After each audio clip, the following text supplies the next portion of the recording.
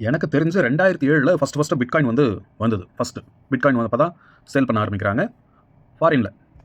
So அப்போ வந்து பார்த்தீங்கன்னா 2009ல் நான் சில பிட்காயின்ஸ் வாங்கினேன். ஒரு 1500 பிட்காயின்ஸ் வாங்கியிருந்தேன். அப்போது நீங்கள் நினைக்கலாம், ஓ 1500 அப்பயே பிட்காயின் வாங்கியிருந்தா இந்நேரம் நீ வந்து பெரிய கோடீஸ்வரனாச்சே, ஒரு பிட்காயின் 1 கோடிக்கு மேலே வருது அப்படின்னு நீங்கள் நினைக்கலாம். அப்போது ஸ்டார்டிங்கில் அப்போ வந்தப்போ ₹25 ₹27 பிட்காயினுடைய ரேட்டு. இப்போ அதோடைய வேல்யூ 1 கோடிக்கு மேலே. என்னென்னா உங்களுக்கு தெரிஞ்சிருக்க வாய்ப்பு இல்லை, எனக்கு லக்குங்கிறது சுத்தமாகவே கிடையாது. என்ன பண்ணுறது, என் நேரம் அப்படி. எந்த ஐடியில் நான் வாங்கினேன் அப்படிங்கிறது எனக்கு தெரியலை. அதுவும் இல்லாமல் அந்த டிரான்சாக்ஷன் நம்பரும் என்கிட்ட கிடையாது. அப்போ வந்து ஆக்சிஸ் பேங்க்லேருந்து டிரான்சாக்ஷன் பண்ணி வாங்கினது தான். ஆனால் எந்த ஐடியில் வாங்கினேன் அப்படிங்கிறது எனக்கு தெரியாதுன்னு சொன்னேன் இல்லையா. ஏன்னா அப்போ வந்து இந்த யாஹூ சேட்டெலாம் இருந்தது. அந்த டைமில் நாங்கள் நிறைய ஐடிஸ் யூஸ் பண்ணுவோம் சாஃப்ட்வேர்ஸ்க்கு.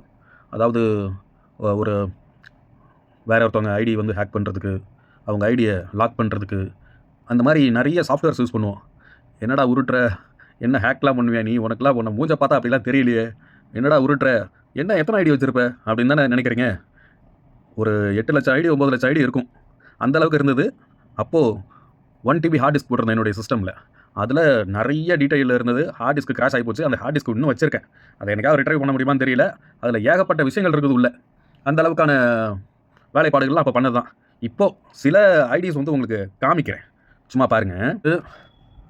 இதுதான் வந்து பாட் ஐடிஸ். இதெல்லாம் பல வருஷத்துக்கு முன்னாடி செக் பண்ணி வச்சுருந்தேன். எத்தனை இங்கே இருக்குது பாருங்கள், என் நம்பர் இது. பாஸ்வேர்டு வந்து 9841997856. இது வந்து என்னுடைய பழைய நம்பர். இதெல்லாம் ஐடி, இதெல்லாம் பாஸ்வேர்டு. ஓகேவா? ஸோ இது அப்புறம் இது எல்லாமே ஐடி தான். ஸோ உங்களுக்கு தெரியும், இப்படியே வச்சு காமிக்கிறேன். ஸோ இதெல்லாம் பார்த்திங்கன்னா ஐடிஸ் தான்.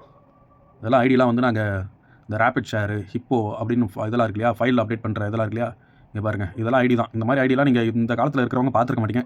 நிறையா பேருக்கு தெரியாது இப்படிலாம் ஐடி க்ரியேட் பண்ண முடியுமா அப்படின்னு தெரியாது. பாஸ்வேர்ட் பாருங்கள் எவ்வளோ ஸ்ட்ராங்காக போட்டு வச்சுருக்காங்கன்ட்டு. இந்த மாதிரி பாஸ்வேர்ட்லாம் பார்த்துருக்கீங்களா? ஸோ இதெல்லாம் ஐடி தான்.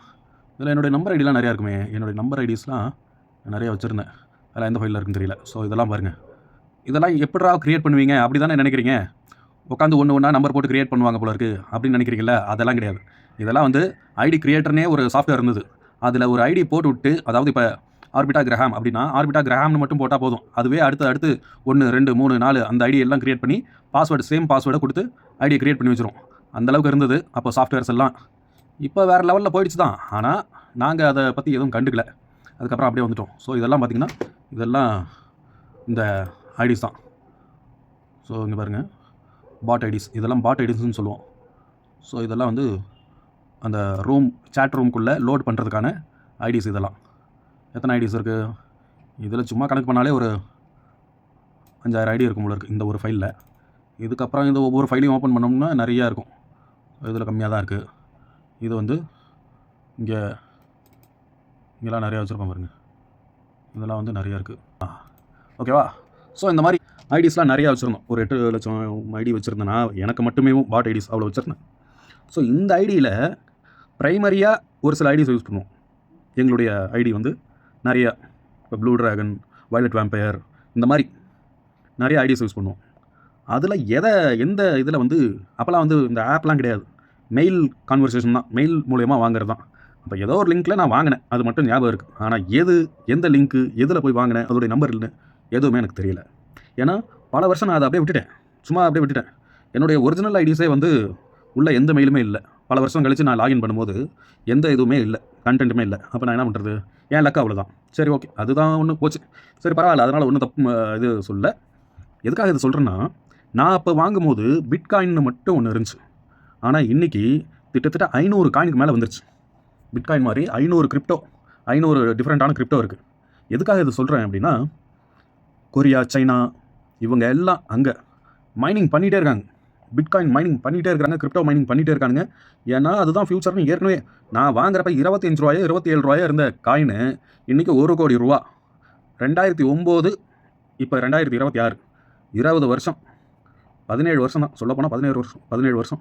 இதில் எவ்வளோ வளர்ந்துருப்பாருங்க. இந்த கிரிப்டோவை வச்சு ஏகப்பட்ட பேர் பெரிய பெரிய பணக்காரனாக இருக்கான். எங்கே? எல்லாமே ஃபாரின். ஆனால் நம்ம நாடு என்ன கிரிப்டோவை கண்டுபிடிச்சதும் அவன் தான், அதை வியாபாரம் பண்ணுறதும் அவன் தான், அதில் நிறையா இன்வெஸ்ட் பண்ணுறவனும் அவன் தான். ஆனால் நம்ம நாடு எத்தனையோ பெரிய பெரிய அறிவாளிகள் இருக்காங்க, எத்தனையோ சோர்சஸ் இருக்குது. ஆனால் எதையுமே புதுசாக கண்டுபிடிக்கவும் இல்லை, அதை லீட் பண்ணி கொண்டு போகிறதும் இல்லை. இதெல்லாம் எப்படி மாற்றுறது, எப்படி மாறணும், எனக்கும் ஒன்றும் புரியல. இப்போ கொஞ்ச நாளைக்கு முன்னாடி இந்த அவர் என்ன டொனால்ட் ட்ரம்ப் அவருடைய பிட்காயின் ஒன்று, அவருடைய கிரிப்டோ ஒன்று ரிலீஸ் பண்ணியிருக்காரு. அதில் எல்லோரும் நிறைய இன்வெஸ்ட் பண்ணியிருக்காங்க. ஒரே ஒரு ஆன்லைன் கரன்சியாக இருந்தது, இன்றைக்கி 500 ஆன்லைன் கரன்சி கிட்ட வந்துருச்சு. ஒருவேளை இதுதான் ஃப்யூச்சரா எனக்கு தெரியல. ஒரு கரன்சியாக இருந்தது வேர்ல்டு ஃபுல்லாக ஒரே கரன்சியாக ஆகும். எங்கே போனாலும் இப்போ கோல்டு மாதிரி, கோல்டு ஒரு கட்டத்தில் அது இதாகிடும், ஆனால் இப்போ ஆன்லைன் கரன்சி தான் வரும் அப்படின்னு கொஞ்சம் யோசித்து அதை வாங்கினது அப்போது. ஆனால் இப்போ 500 கரன்சிக்கு மேலே இருக்குது.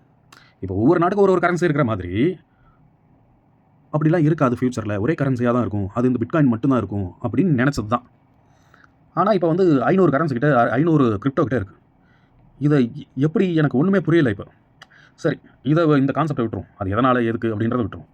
நான் கேட்குறது என்னென்னா, நிறைய எல்லா கண்டுபிடிப்புகளும் அமெரிக்கா, கொரியா, சைனா, ஜப்பான், இன்னும் சொல்லப்போனால் இந்த கண்ட்ரிஸை விட ஜப்பான் தான் அதிகமாக கண்டுபிடிச்சிட்டு இருக்கான்.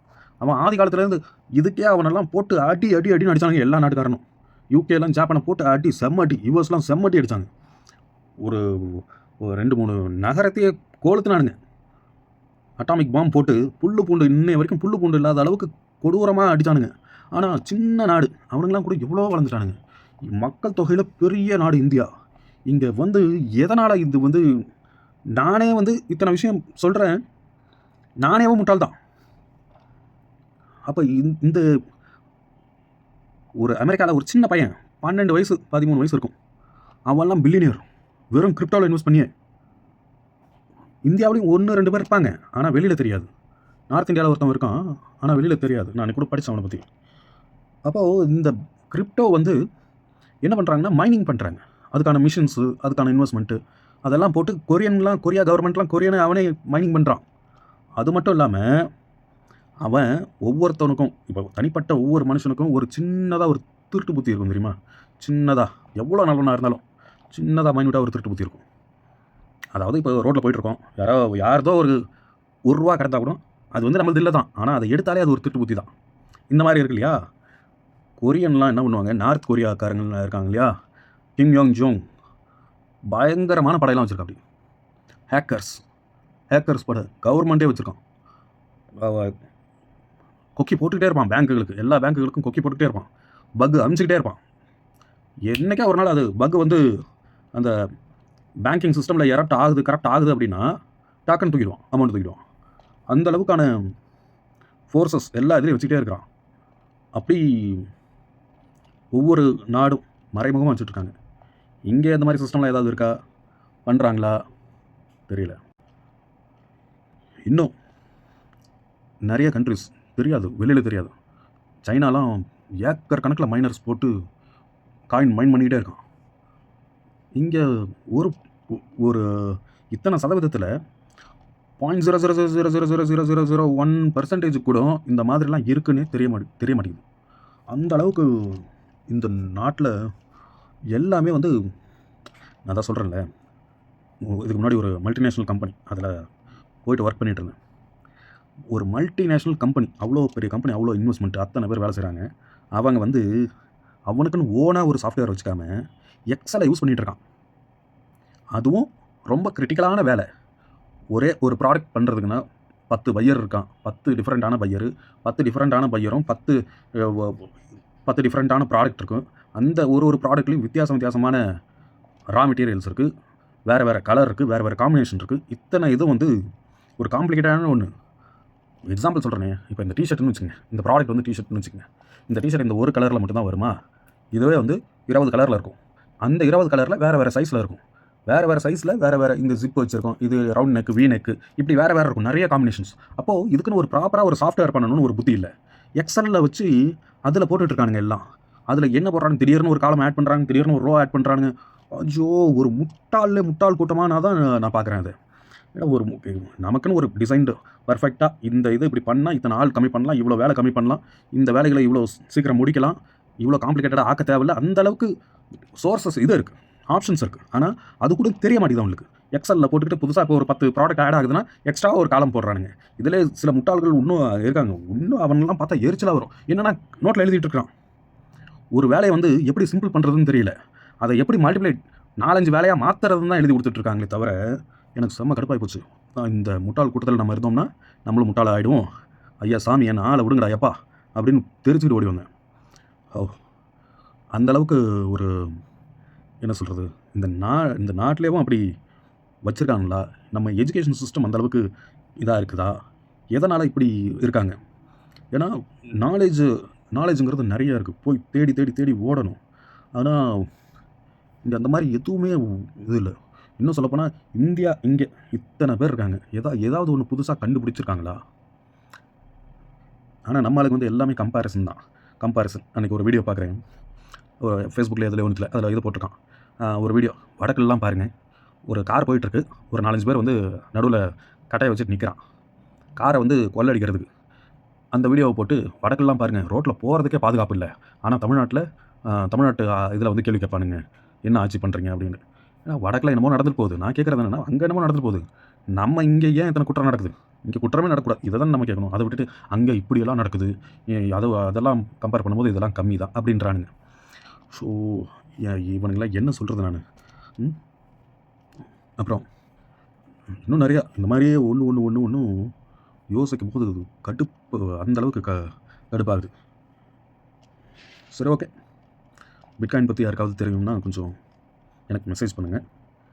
ஒரு ஐடியா இருக்குது, அதை எப்படி இம்ப்ளிமெண்ட் பண்ணுறதுங்கிறது எனக்கு சரியாக தெரியல. ஸோ பிட்காயின் பற்றி ஐடியா இருக்கிறவங்க எனக்கு மெசேஜ் பண்ணுங்கள். எனக்கு அதை பற்றி கொஞ்சம் நாலேஜ் தேவைப்படுது. அது சாத்தியமாக இல்லையா அப்படிங்கிறதெல்லாம் கொஞ்சம் பார்க்க வேண்டியது இருக்குது. ஸோ யாருக்காவது பிட்காயின் பற்றி நல்ல கம்ப்ளீட் நாலேஜோ இல்லை இப்படி பண்ணலாம் அப்படி பண்ணலாம் ஏதாவது ஐடியா இருந்துச்சுன்னா மெசேஜ் பண்ணுங்கள்.